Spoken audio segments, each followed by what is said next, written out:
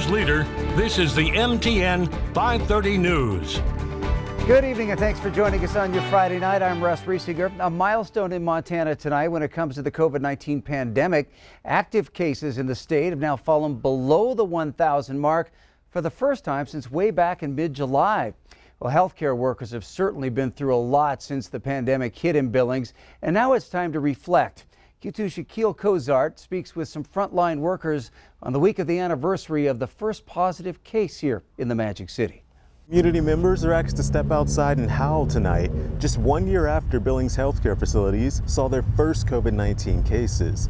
And while tonight is a time to reflect on those who have worked tirelessly to keep the community safe, it's also a time to reflect on the challenges that healthcare workers have faced day to day since the pandemic started. We were actually there when the first positive patient was here and came to the hospital. And it was really scary. I mean, you know, we had PPE, we had plans in place to keep everyone safe, and we had procedures set in place, but actually talking about something and then actually having to do it is a different thing. There's been a lot of challenges, especially at the beginning when we just had to learn about it, and there's so many different things changing, and it was really tough. But I mean, that's what the ER's there for. We adapted and made it through. Healthcare workers say that everyone has been affected in different ways by the pandemic. But today is the day that we can remember the hardships and look toward the future. Those of us who have lost loved ones, boy, it'd be hard to say this is a time to celebrate. Those of us that haven't, maybe it is a time of celebration, but I think it's a time of reflection, and that we should all really take that time to reflect on what we've gone through and how we've unified and how well we've done as a community, but then also reflecting on those that have lost loved ones in our community and how we can continue to support them. Shaquille Cozart reporting. As of tonight, there's 952 active cases in the state. The death toll in Montana due to COVID-19 remains the same at 1,403. And as Shaquille mentioned, for one night, the Billings Howl is returning to mark a year of the pandemic. Billings is honoring those affected by the pandemic with a community howl. Tonight at 8 o'clock, everyone encouraged to go outside and howl and honor those who've worked tirelessly this past year to keep our community healthy and safe. And if you'd like to share your howling pictures or videos, you can head to Q2's Facebook page. As we see some of the impact of the pandemic start to slow, you might be wondering whether we'll have to continue to practice social distancing in light of all we've been through. If you asked Yellowstone County's health officer, the answer is no. He says it's because humans are social beings. John Felton says the benefits of human interaction and connectedness is a public health issue. And admittedly, Felton says the elbow bump just won't be around long term. That's because people want to be able to physically comfort their peers. When I meet people, I shake their hands. And then I go with my little hand sanitizer, which is kind of a weird thing, but I think we can't and we won't devolve into a society of people who don't have contact. It's just not the way we're wired. Well, as more and more people get vaccinated, officials say there might be some hesitation to go back to the social norms we knew before. But in time, holding hands and hugging will return. Rocky Mountain College plans to go forward with spring graduation, with school officials announcing students will walk for their diplomas in person. There is a catch, however. The ceremony will take place in person for students and staff, but friends and family will have to attend the ceremony by viewing it on a live stream. Graduation is slated for April 17th. Montana's governor marking 1 year since the COVID-19 virus landed in Montana, saying there's signs life could be returning to normal in our state. Today, Governor Greg Gianforte said there's reason for optimism as the number of active COVID cases in the state fall to their lowest levels since last summer. Most Montana counties now have fewer than 10 active cases. At a news conference this afternoon, he pointed to wide-ranging impacts of the coronavirus, from more than 1,000 Montanans dying from the virus to how businesses have struggled to stay open. In Montana, neighbors help neighbors. It's what we do, and it's what we've done during this difficult year. While the light at the end of the tunnel continues to get brighter, our Montana resiliency shines even brighter. Gianforte also took time to thank healthcare workers and volunteers, and he again urged Montanans to get the COVID-19 vaccine when it's available to them. All right, Chief Meteorologist Ed McIntosh joining us now for a first look at weather.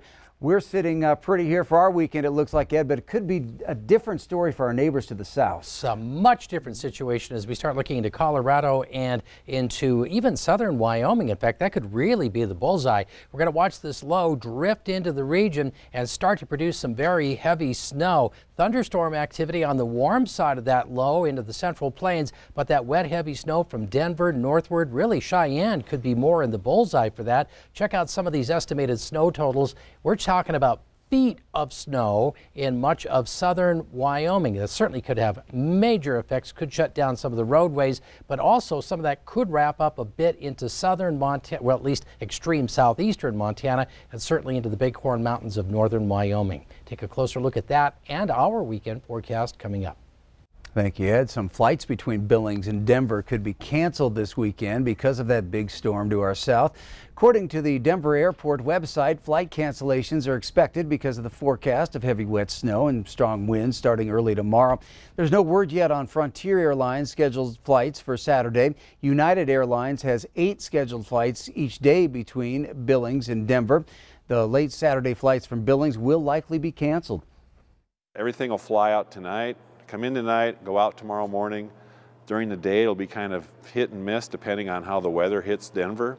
And then at the moment, right now, they still have I think they've canceled their night to evening flights coming into Billings, so there probably won't be any flights going out in the morning on Sunday.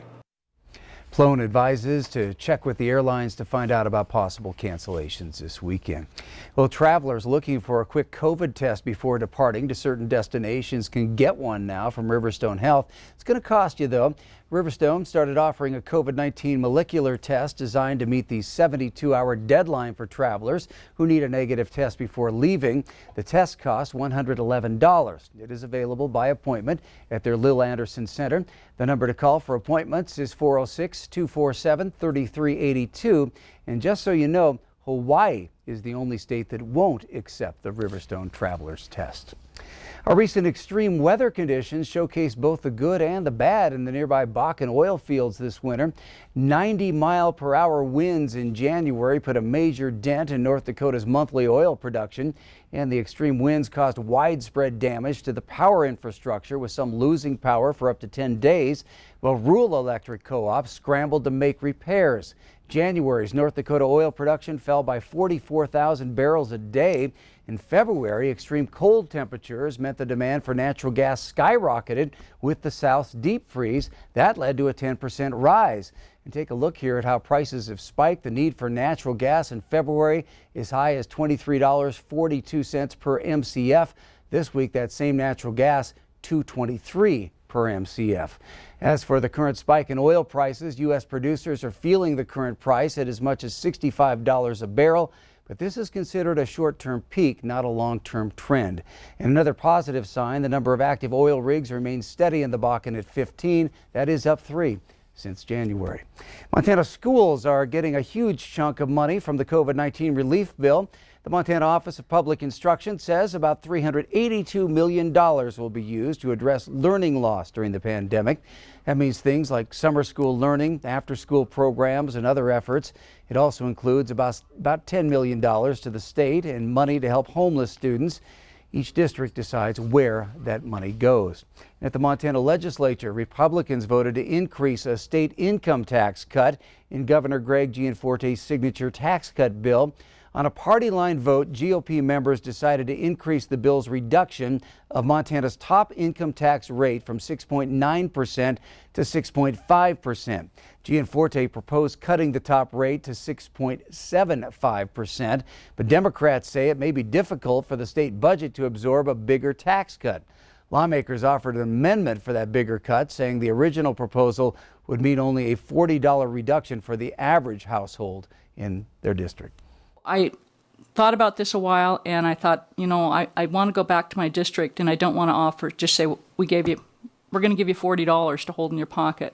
So I talked to the revenue director, I talked to the governor, I said, can we try to extend that a little bit?